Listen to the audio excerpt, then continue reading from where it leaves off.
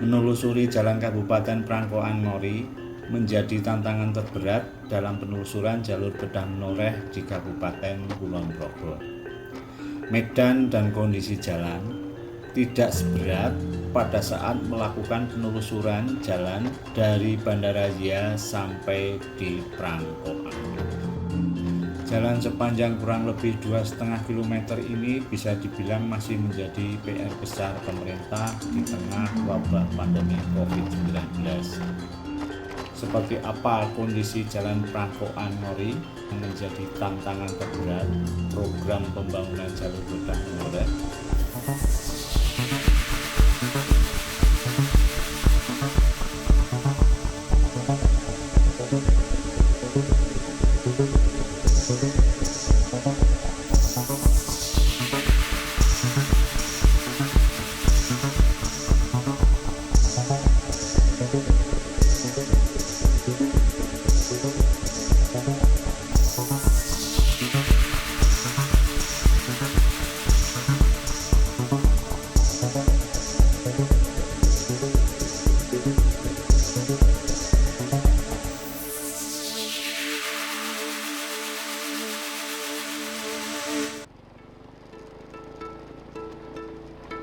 Jangan lupa memberikan like, komen, subscribe, dan nyalakan lonceng untuk perkembangan dan kemajuan channel ini.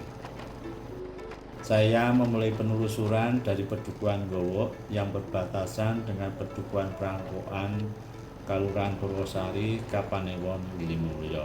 Langsung melewati jalan selebar 3 meter dalam kondisi rusak. Sebagian besar lapisan aspal mengelupas. Tidak ada pilihan lain, motor harus melewati jalan itu. Di sepanjang perjalanan sampai terdengar suara gludak-gludak karena ada bagian motor yang sekluknya kendor. Semakin ke dalam, kondisi jalan tidak semakin baik. Jalan mengikuti topografi lereng bukit. Banyak kelokan dan jalan menanjak. Tidak terlihat lagi badan jalan beraspal. Melewati jalan ini harus hati-hati. Istilahnya kita harus alon-alon waton kelakon. Pemerintah Kabupaten memulai pekerjaan pembangunan badan jalan di Gowo sepanjang kurang lebih setengah kilometer di tahun 2018. Bahkan pemerintah kabupaten juga sudah membebaskan tanah wakaf dan masjid yang bakal terkena pelebaran ruas jalan Tegalsari Prangkoan di Kabupaten Purwosari. Jalan sempit, tidak rata, sepi melewati tengah hutan rakyat.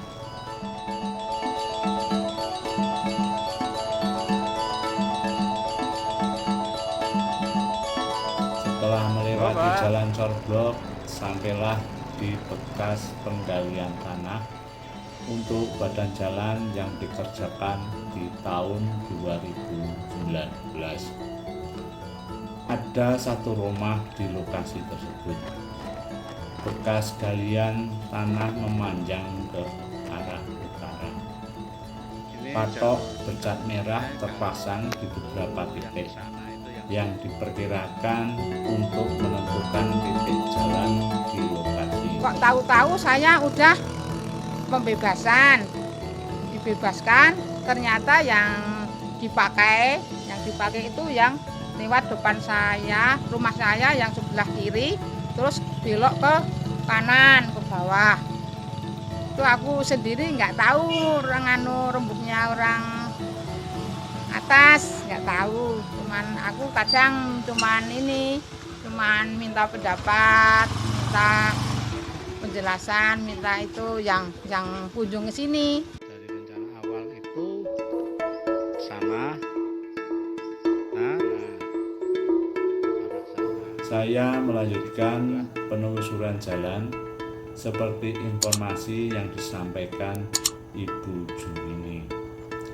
Jalan menurun cukup curam, harus hati-hati saudaraku. melewati jalan semen sedikit berlumut.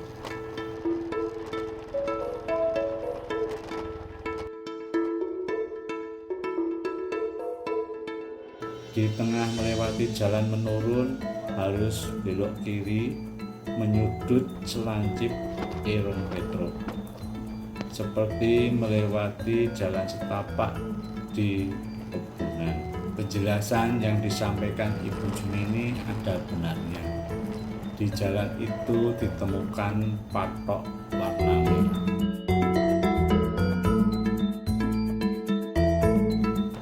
Mobil belum memungkinkan melewati jalan ini. Untuk kendaraan bermotor sendiri harus hati-hati karena jalan masih tanah. Pada akhirnya sampai juga di bekas galian tanah yang dipersiapkan untuk badan jalan.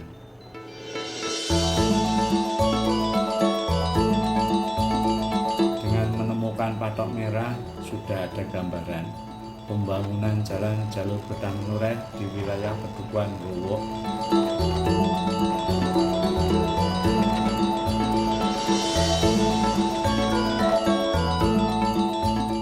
Ada sebagian badan jalan hilang akibat longsor, hanya bisa dilewati motor dan berjalan kaki.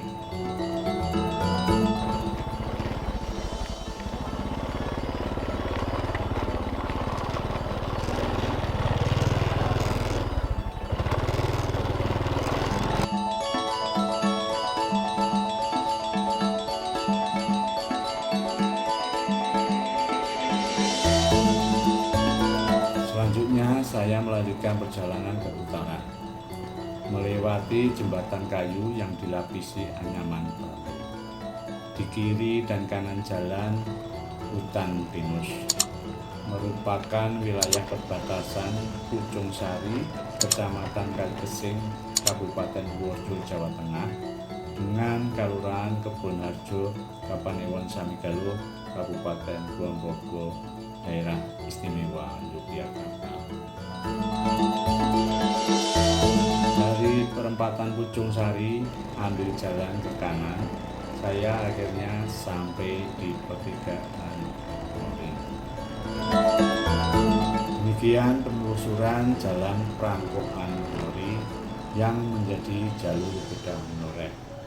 Penelusuran berikutnya dilanjutkan dari Mori ke Plono, Kelurahan Pagerajo, Kapanewon Samigaluh, atau ke arah timur laut. Terus semangat saudaraku, salam sehat dan sukses selalu.